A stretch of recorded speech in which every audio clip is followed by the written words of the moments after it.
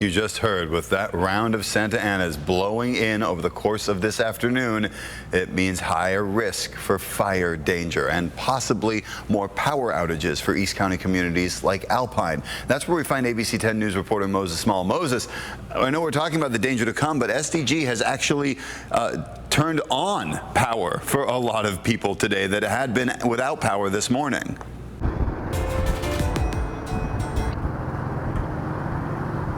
Jared, good morning. You're absolutely right. As of right now, SDG&E says the power is out for about 2,000 customers.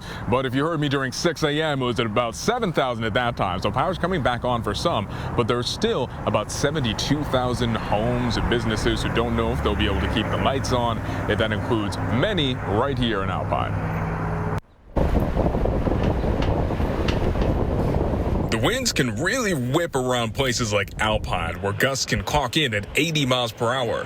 And during a Santa Ana event like that, it only takes one spark to go flying and catch on miles of parched vegetation for a small brush fire to turn into something much harder to control. It's a reality people who live here, like Rebecca Cuero, know all too well. We have way too much dry brush around everywhere, as you can tell, in East County.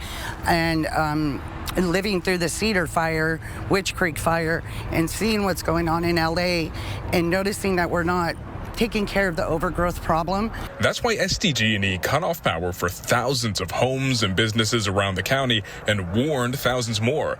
Cuero works at the Southern Indian Health Council. If the clinic loses power, it will have to rely on generators to treat hundreds of patients, many of them elderly and high risk.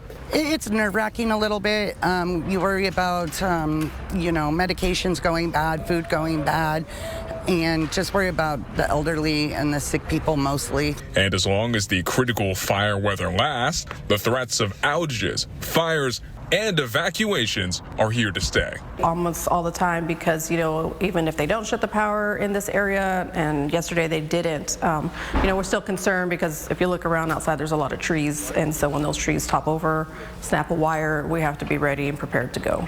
SDG&E said that outages could last until Saturday night.